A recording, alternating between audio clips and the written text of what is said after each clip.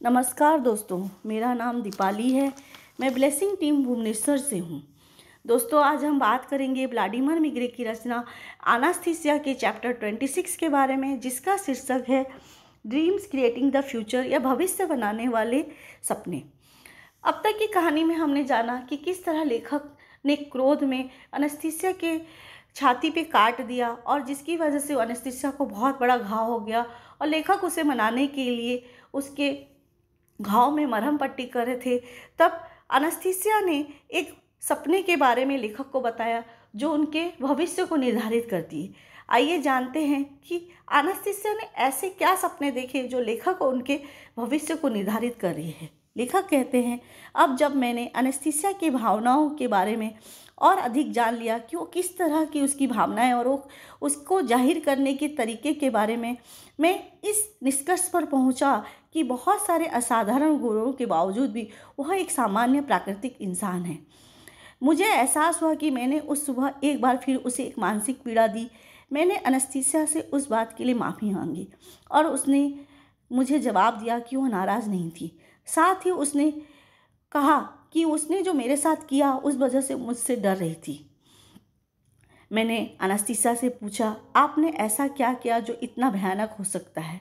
फिर से मैंने एक कहानी सुनी, जिस कहानी को कोई भी साधारण समाज में रहने वाला साधारण व्यक्ति अपने बारे में सुनने की उम्मीद नहीं कर सकता है, जिस तरह से एनास्थीसिया ने मेरे बारे में की। उसने बताया, जब नाव नदी के किनारे को छोड़कर चली गई, गांव की युवा भी गांव वापस चले गए, मैं नदी के किनारे कुछ देर अकेली खड़ी थी। मुझे बहुत अच्छा महसूस हो रहा था। फिर मैं जंगल की ओर चली गई। हमेशा की तरह दिन ढलते ही शाम को आसमान में तारे जगमगाने लगे।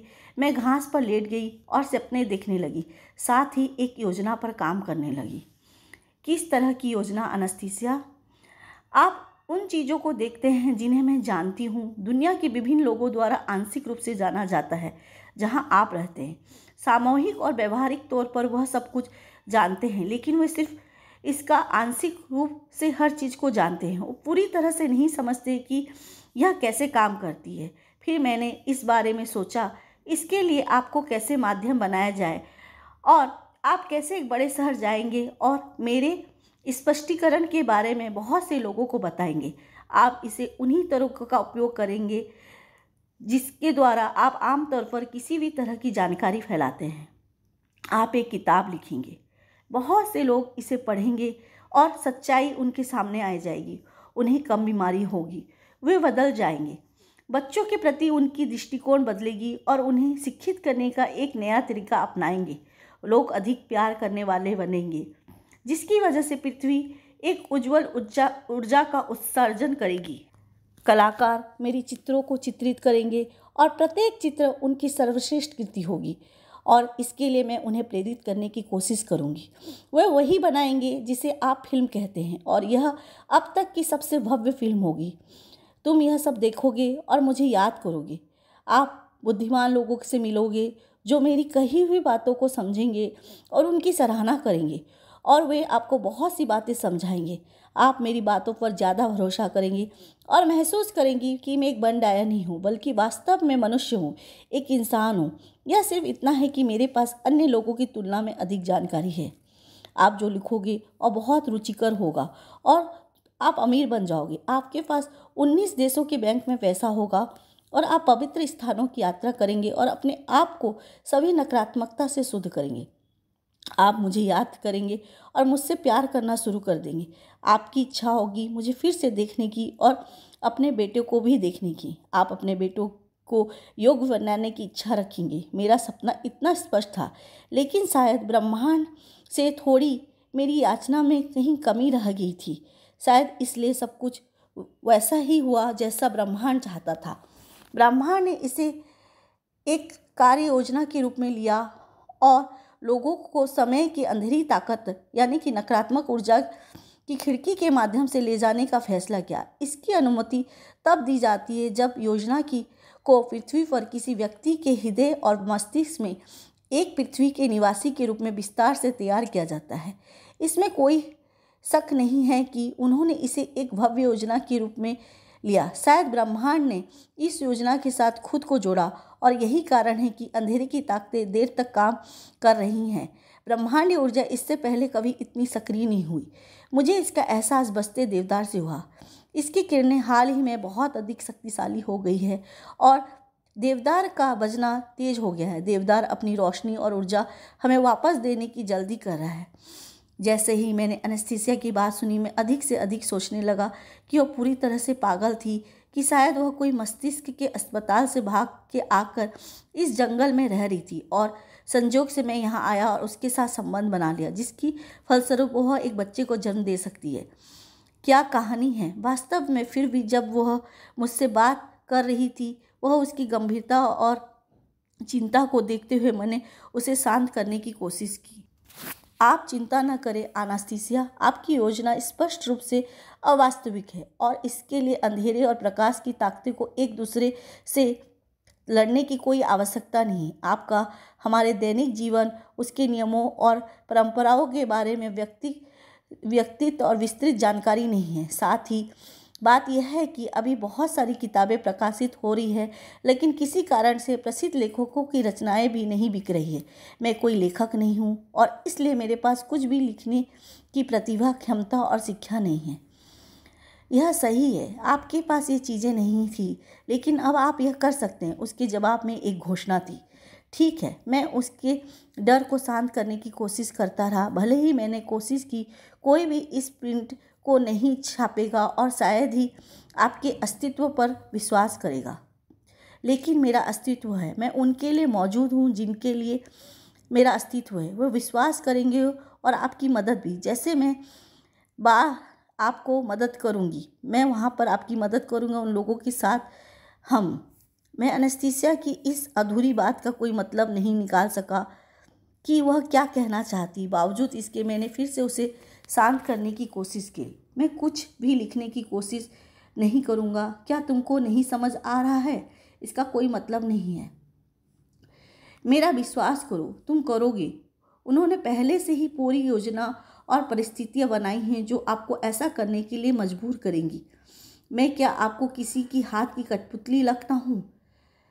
पर सही है कि बहुत कुछ आप पर निर्भर करता है, लेकिन अंधेरे की ताकतें अपने शस्त्रागार में उपस्थित सभी चालों के साथ आपको रोकने की कोशिश करेंगी।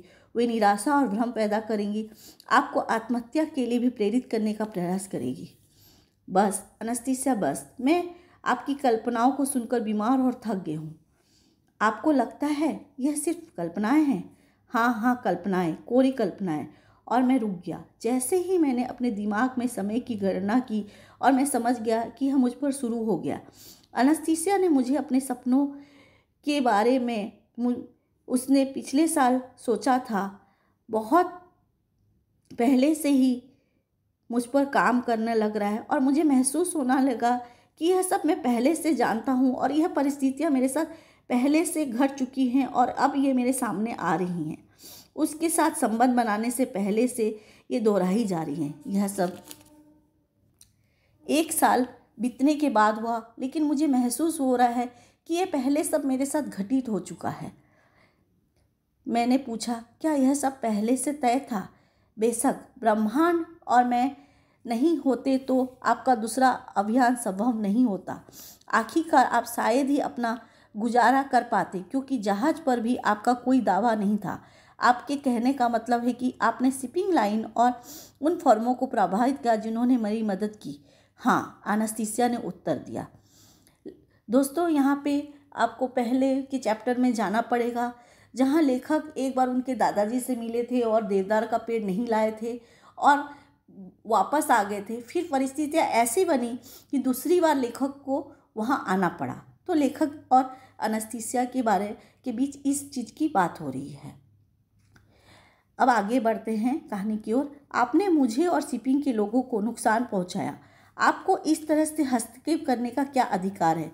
शायद आप में कोई सम्मोहन की क्षमता है, या आप कोई जादूगरनी हो, या इससे भी बदतर आपके पास कोई शक्ति है जिसके वशीभूत होकर मैं जहाज को पीछे छोड़कर यहाँ आपके पास एक सुनसान जगह पर अकेला बैठा हूँ। हो सकता है कि मेरा जहाज़ मुझे छोड़कर वापस जा रहा हो। आपके पास जीवन यापन का कोई सामान नहीं है, यहाँ तक कि एक घर भी नहीं है, और मेरे सामने आप दार्शनिक बन रहे हो, लेकिन आप एक जादूगर नहीं हो। मैं एक व्यापारी हूँ। इसका मतलब समझती हो तुम? इसका मतलब कि मैं अगर मर भी जाऊँ तो मेरे जहाज़ इसी तरह काम करेंगे। वे लोगों तक उनकी ज़रूरत के सामान पहुँचाएंगे। एक व्यापारी होने के तहत मेरे काम है कि लोगों की ज़रूरत के सामान उन तक पहुँचाना। मैं तुम्हें भी वे सामान दे सकता हूँ जो तुम्हें चाहिए, पर तुम मुझे क्या दे सकती हो? मैं तुम्हें क्या दे सकती हूँ? मैं तुम्हें स्वर्गीय कोमलता की एक बूंद दे सकती हूँ, और मैं तुम्हें आराम दे सकती हूँ।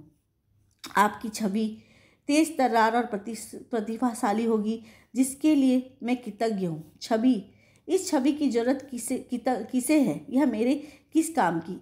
इससे क्या भाव व्यक्त हो सकते हैं? यह आपको लोगों के लिए किताबें लिखने में मदद करेंगे। ओह कृपया, आप फिर से अच्छाई का दिखावा करते हुए रहस्यपूर्ण बातें करने लगी। क्या आप सामान्य मनुष्य की तरह व्यवहार नहीं कर सकती? इसका क्या आपको यकीन है? एनेस्थीसिया ने कहा, मैंने कभी किसी का बुरा नहीं चाहा, ना ही किया ही ना ही करूँगी और ना ही कर सकती हूँ। मैं एक साधारण मनुष्य हूँ। यदि आप सांसारिक वस्तुओं और धन के लिए बहुत चिंतित, तो बस थोड़ा इंतजार करें, यह सब आपके पास वापस आ जाएगा। मैं आपके लिए इस तरह के सपने देखने के लिए क्षमा चाहती हूँ। सपना जिसने कुछ परिस्थितियाँ आपके विपरीत हो गई, लेकिन किसी कारण से मैंने इसका कोई विकल्प नहीं सोचा था। आप इसके अंदर तर्क नहीं देख पा रहे हैं। आपकी दुनिया में इस परिस्थितियों की मदद से देखने के लिए मजबूर होना पड़ेगा। माफ़ करना, मैं अभी भी नदी में रुक सकता हूँ। यह मजबूर होने के बावजूद आप क्या कहना चाहते हैं? आप अभी भी इन तरह की रस्महीन और असाधारण बातें कर रहे हैं, और आप चाहते हैं कि मैं आपको एक सामान्य इंसान में व्यवहार करूँ। मैं एक साधारण औरत हूँ। एनेस्थीसिया की उत्तेजना उसकी आवाज़ में स्पष्ट रूप से दिखाई दे रही थी। मैं सिर्फ चाहती हूँ, और अभी भी चाहती हूँ, कि आपका भला हो। मुझे सिर्फ सकारात्मक ऊर्जा, रोशनी चाहिए, जिससे पूरी तरह से आप शुद्ध हो जाओ। इसलिए मैं उस समय अपने सपनों में आपके पवित्र स्थान की यात्रा और पुस्तक के बारे में सोचा।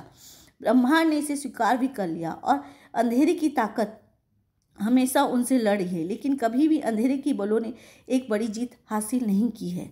और आपके बारे में क्या? मैंने जवाब दिया, आप सारी बुद्धि, सूचना और ऊर्जा के साथ क्या किनारे पे खड़ा होकर यह सब देखेंगे? एनेस्थीसिया ने उत्तर में कहा, दो महान सिद्धांतों के बीच इस पैमानों पर टकराव में मेरे अपने प्रयासों की गिनती।